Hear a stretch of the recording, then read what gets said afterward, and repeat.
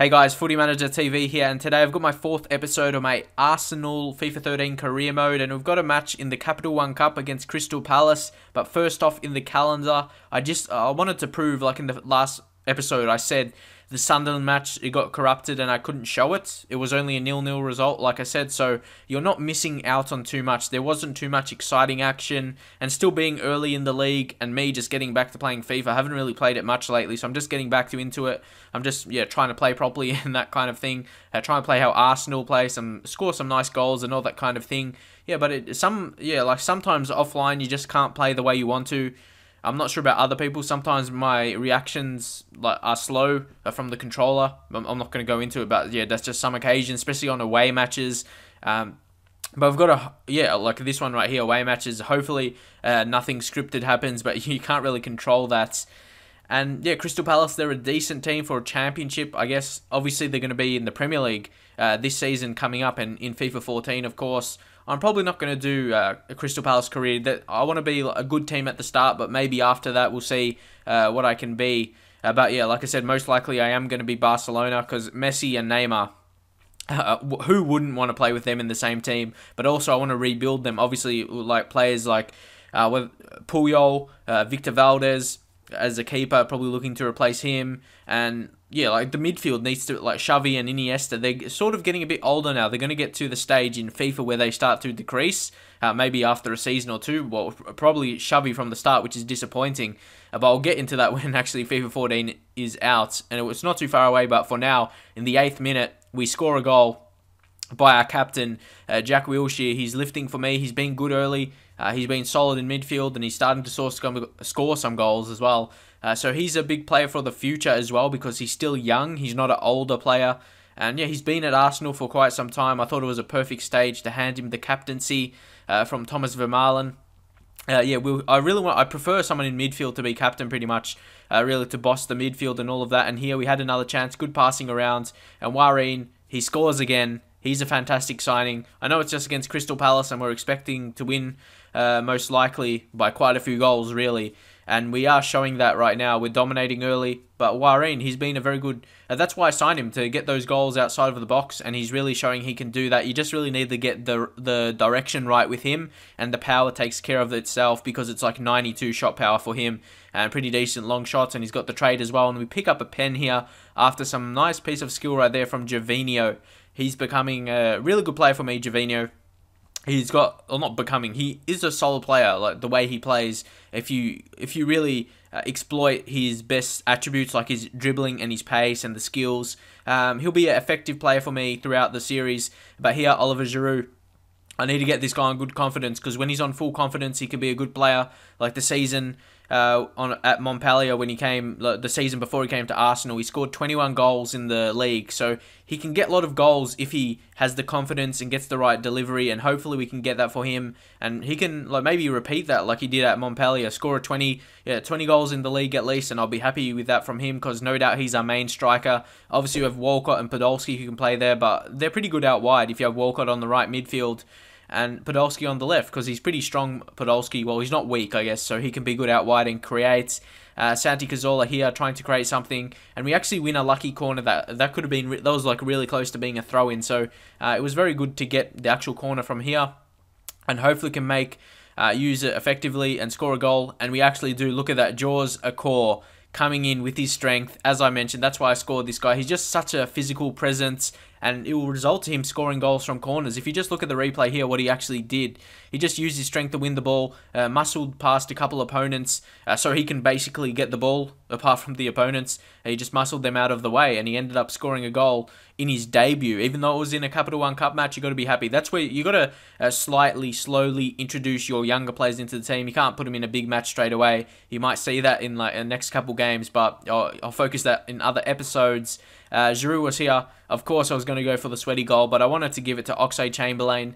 You want young players. When young players get good ratings, that's how they increase their attributes. Obviously, the potential helps, but when players get good ratings, that's how they naturally increase. So I definitely want to give Oxlade-Chamberlain some easy goals so he can reach to a high rating. As we score our 5th of the match, that came very quickly. And here, just making the subs, I'll always do this. And leave your comments. Do you really care if I show the subs? Because I always make the subs around the 60th minute.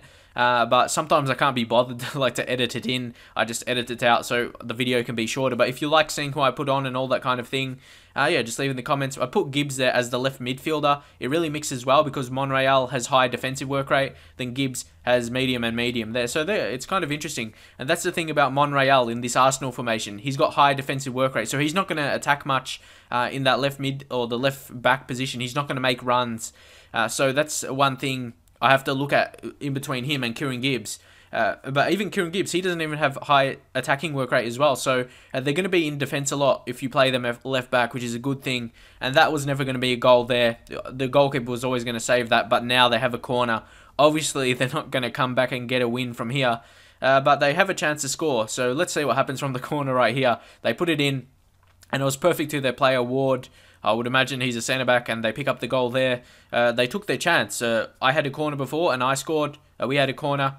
Well, yeah, they had a corner and they scored as well, so taking the chances. So at the end of the match here, Gibbs with a failed cross, but like I wasn't really trying at that stage because I knew I was going to pick up a win as Gnabry picks up a yellow card. Again, going to slowly introduce these younger players into the team once we've got the results sewn up, as you saw there. We put him on after we scored 5 goals, so we're always going to win this match. You see Abate there, Oxlade-Chamberlain, they're going to combine on the right side, hopefully, to be very good players for us. And I'm very happy about getting some unique goal scorers, 5 different goal scorers in the match. You've got to be happy with that, as Olivier Giroud picks up the man of the match, and like he's going to be a crucial player for me. At least hopefully anyway. I have high hopes on him because he's our main striker. I know some people said to people always leave suggestions of pacey strikers, but Giroud's a good striker because he's very strong and physical, and that's exactly what I said I wanted to bring to the team. I wanted physical players because I noticed strength is a real big part in career mode or just in FIFA in general. So I definitely want to keep him instead of signing like a weak pacey striker. And it really showed. He did very good, and hopefully he does that throughout the season. But now we're just waiting for the transfer window getting real close. And I actually decided I think I should sign someone, just like a younger player. I had the money there, so I thought I might as well use it on someone who maybe I can make profit on as well. But here we're getting some scouts. We're getting Victor Garcia coming back with a report and a Polish scout joining us. And here we've got a couple of things here. No one really amazing in the first batch of the scout report, but there was one guy I had to really sign up after you see all of these guys right here. One thing I look at the minimum overall. So you look at Xabi Lopez there, minimum overall 42 for a 14-year-old. That's pretty good if you ask me. But the rest, none of them had really high potential, so that was a cause for concern for me. But then, of course, with our new scout coming from Poland, of course I was going to send him to there. He's a very good 5-star experience. That's going to be very good, and we got him for fairly cheap because if the experience is higher than the well, I can't remember what the other one is, but yeah, experience. If they have high experience and the other one is lower, they're cheaper than if the other one is high. If that makes sense. But anyway, I was just looking at all the countries if there was anything else that really shown. I wasn't sure whether just to send him to Poland or somewhere else, but in the end, I sent him to Poland. Obviously, his home country, he has the star there, so obviously he's going to have more. He's going to have better. Yeah, judgment. I'm not sure why I forgot that, but yeah, when the experience is higher than the judgment, they're cheaper. So with the 5-star and 4-star, he's still a very good scout. So here, Edgar Sully. I noticed this guy because Arsenal actually always signs him. He's very pacey, got great balance, and he's a good passer. Actually, got the 4-star skills, 4-star weak foot. He can play attacking mid as well, so he has heaps of strings to his bow. He's a very good player he's 20, so he's not really young. So hopefully he can come in and do a good job. As I said, you'll be able to see the attributes there. His balance is really good. Stamina and strength is a cause for concern, and his jumping, but balance is very good. So he can dribble well with the LT and RT and just the skills in general. Nothing amazing in mental attributes, but hopefully that can increase. But here, some very important attributes: ball control, finishing, and dribbling. Ball control and dribbling, very important. That goes well with his good skills already. And he's got flair, I believe, so that makes him a special player. And again, short passing, 72. So that's really good. A lot of pacey players don't have really good passing, so I would imagine that going into the 80s as well. So he could be a very good player for us in the future. He could come into attacking mid. It really depends how he develops. You see the trait of flair, like I mentioned shortly before. And yeah, and there you see, he's a striker. He's really short, being 5'4", but I guess that's something we have to look past. And ideally, we're going to sign him for 1 million, and he's worth 1 million. So you think if we do in fact sign him here in the transfer deadline day, we'll be able to, if he doesn't work out for us, even, yeah, if it doesn't work out the transfer in a couple seasons, we'll sell him for profit anyway. But who knows? Ideally, I would want him to become into a good player, and I'm getting him for really cheap wages, so he should come in and just put him for a future first-team player, even though I'm probably going to give him some chances because we don't really have that pacey striker like Walcott. Walcott, yeah, I'll put him out wide, but not a natural striker. For me, Walcott's not a natural striker. He's natural as a winger on the right side, but that's just my opinion.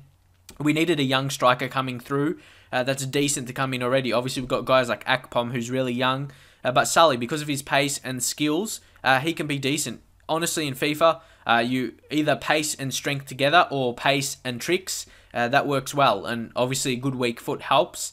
But yeah, like I said, if you have pace and you have some skills, the player can be decent in the game. Because if you know how to do skills, you can get past players, not easily, but if you know how to do it, it's obviously a good thing to add to your game. And the 4-star skills, I keep saying it, but it's definitely very important, and I'll be looking to utilize that in some matches. Obviously, he's not going to be the starting striker for us, but he's going to make the impact off the bench. He can play attacking midfield as well. Like I said, he has decent passing attributes, as you see there. Can play 2 positions in our formation, even though he could probably play out wide, but I don't think the position doesn't actually matter. It doesn't matter what they say. He could probably still do well as a winger.